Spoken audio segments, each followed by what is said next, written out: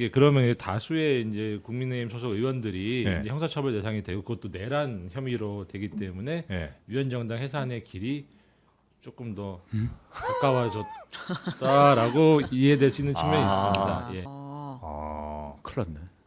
추경호 원내대표가 0시 뭐 3분, 4분, 5분, 6분 뭐 이렇게 4번 정도 당사의 모이라고 해요. 그게 마지막 그 공지예요. 국회로 오라고 다시 공지하지 예, 그러지 않았던 않았어요. 거죠? 그러니까 그 이후에 국회에 오라고 했다면 우리가 1시 1분에 통과됐잖아요. 그럼 사람들 더 올 때까지 기다려서 더 많은 사람이 투표에 참여하기 위해서 시간을 더 달라고 하는 게 말이 되려면 그 이후에 국회로 오세요라는 공지가 있었어야 돼요. 그게 없어요. 계엄 해제 표결 방해 혐의로 피의자는 추경호다라고 적시해서 압수수색을 진행했습니다. 추경호 전 원내대표를 피의자로 적시를 했어요. 네, 그렇습니다. 그러면 이제 국회의원들이 그 표결에 참여하지 못하도록 한 혐의를 받는다고 볼 수 있는 거네요. 맞나요? 그렇죠. 근데 다만 그 추경호 전 원내대표 같은 경우에는 예. 다수의 고소 고발이 있었습니다. 그러니까 고발이 되면은 자동으로 피의자가 되는 고발이 것이지, 되면. 예, 그냥 특검에서 이건 피의자라고 이제 새롭게 규정한 것은 아닌 것으로 보여지고, 다만 요 압수수색을 통해 가지고 여러 의원들의 동선 관련 CCTV를 다 파악했다고 하는 거 아니겠습니까? 네. 결국 소환이 임박했다고 이해되고 이 정도로 꼼꼼하게 정성껏 수사하는 거 봐서는 영장도 적극 검토하고 있는 것이 아닌가라고 뭐 짐작은 됩니다. 네. 만약에 표결 방해한 것이 나중에 인정이 되면 그건 무슨 죄예요, 근데? 업무방해 뭐 이런 건가요? 뭐 내란 방조도 될 수 있고. 내란 방조. 예, 그거보다 더 의미가 있는 것은 이게 그러면 다수의 이제 국민의힘 소속 의원들이 예. 이제 형사처벌 대상이 되고 그것도 내란 혐의로 되기 때문에 예. 위헌정당 해산의 길이 조금 더 가까워졌다라고 이해되시는 측면이 있습니다. 예. 그러면은 추경호 원내대표가 그런 혐의를 받아서 인정이 된다면 추경호 원내대표 지시에 따라서 예를 들어 국회 안 들어왔다거나 예. 국회 안에 있었는데 표결에 참석하지 않은 의원은 무슨 관련이 있는 다 거죠? 방조죠. 왜냐하면 아, 방조라는 그것도 것은 방조예요? 그냥 어떤 직접적인 어떤 행위를 의미하는 것이 아니라 네. 직간접적인 모든 도움을 주는 행동이 다 방조에 방조입니다. 들어가요. 예, 예. 부작위도 포함? 예, 그렇죠. 큰일 났네. 근데 그게 그러니까 특검에서 뭐 내란 방조 혐의를 기소를 했다고 해서 바로 위헌정당이다라고 할 수는 없지 않겠습니까? 예, 예. 다만 그렇게 기소된 내용을 법원이 맞다라고 하는 순간은 그 점점 위헌정당의 가까워진다. 첩경으로 들어간 거죠. 예.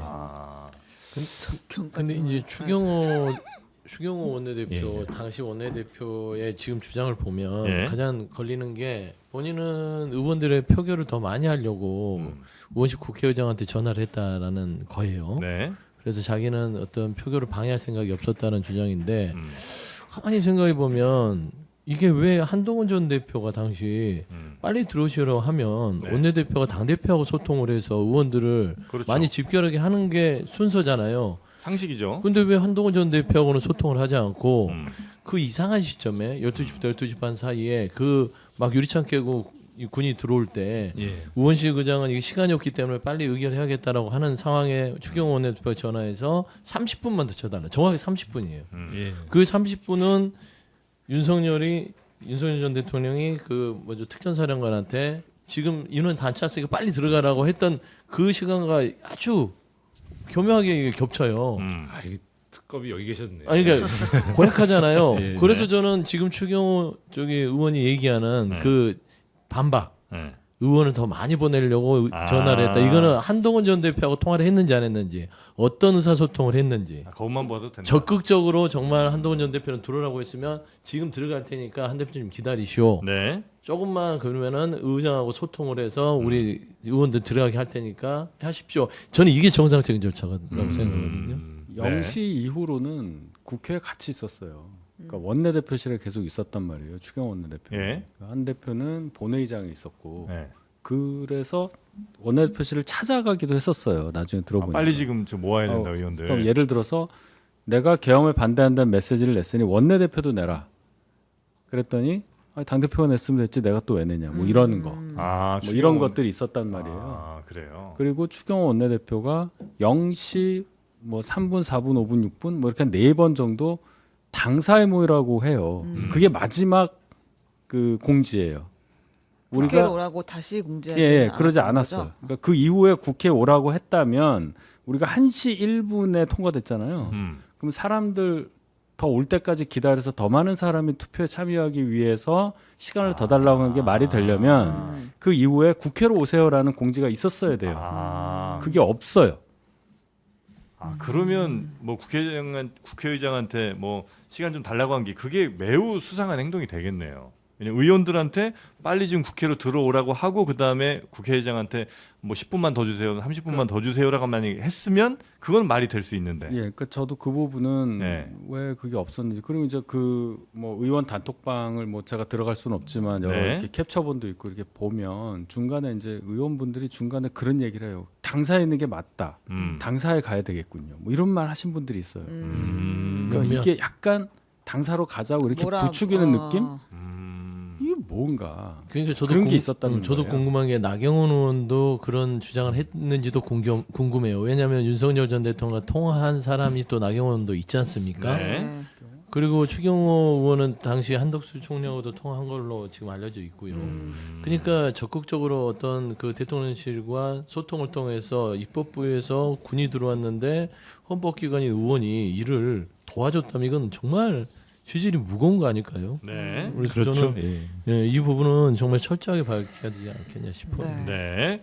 자, 추경호 피의자 관련 뉴스 전해드렸고요. 네. 이제 본격적으로 진실 공방 한번 가보겠습니다. 네, 김건희 씨와 신평 씨 간의 진실 공방이 이어지고 있습니다. 저희 이제 뉴스는 가볍게 좀 전해드렸었는데 어제랑 뭐 이렇게 전해드렸는데 그렇습니다.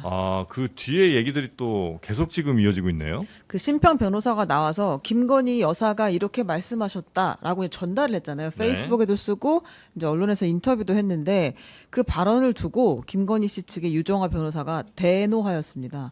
선임된 변호사도 아닌 신평이 무단으로 김 씨를 접견해서 자신의 정치적 견해와 상상을 더 씌워 발언을 왜곡해 전달하고 있다. 명백한 왜곡이라는 이야기를 했거든요. 네. 그리고 특히 그 한동훈 발언 관련해서는 명백한 여론 조작이다. 이렇게 이야기했어요. 여론 조작이요? 네. 심평 씨가 뭐 그 정도가 되나? 근데 이제 무슨 여론 조작? 그러니까 이제 네. 본인의 생각을 네. 이제 마치 김건희 여사의 생각인 것처럼 이 이야기를 한 거 아니냐. 이제 그렇게 주장을 하는 거거든요. 유정화 변호사가. 그리고 근데 심지어 기자 요청을 받아서 네. 여사를 뭐 떠보고 뭐 언론 플레이했다 이런 얘기도 이제 그 사람이 했잖아요. 네. 그러니까 언론의 사주를 받아서 김건희 씨한테 막 이런저런 얘기를 하고 또 막 부추기고 그 다음에 그 내용을 자기가 더 덧붙여서 언론에 풀었다. 요런 이제 주장인 거죠. 네, 그렇습니다. 그리고 신평 변호사는 네. 자존심이 무너진다. 이걸로 싸울 수는 없다. 그래서 네. 무대응으로 일관하겠다. 일단 이렇게 이야기했어요. 네. 요 심평 씨와 김건희 측의 요 싸움은 혹시 뭐 어떻게 좀 보셨는지 이야기 뭐 하시기 싫으시면 안 하셔도 됩니다. 아니 하고 싶어요. 하세요 그럼 그러니까 빨리. 이분이 맨 처음에 그 페이스북에 올렸을 때 네. 제목부터 김건희 여사의 만남하면서 본인이 중국 체제 중에 어느 언론인부터 전화가 와서 두 분이 저렇게 되고 나니까 뭐 마음이 안 좋고 뭐 윤 대통령 정의로워지려고 노력한 사람 아니냐 뭐 이런 얘기를 했다는 걸 쭉 소개를 해요. 네. 그래서 그런데 당신 왜 그렇게 공격했냐 그랬더니 아이고 뭐 제 사정이 있고 하면서 내가 면회를 갔다 이런 얘기를 한단 말이에요. 이 기자의 와의 대화에 의해서 이제 면회를 갔다. 이렇게 이제 김건희 여사 측에서는 주장을 하는 거죠. 네. 그러니까 처음에는 윤 대통령이랑 소통해서 온 줄 알았는데 낮에 보니까 이렇다 이제 이런 걸 얘기를 했고 신평 변호사 본인이 이 기자가 누군지 얘기를 해요. 언론에 나가서.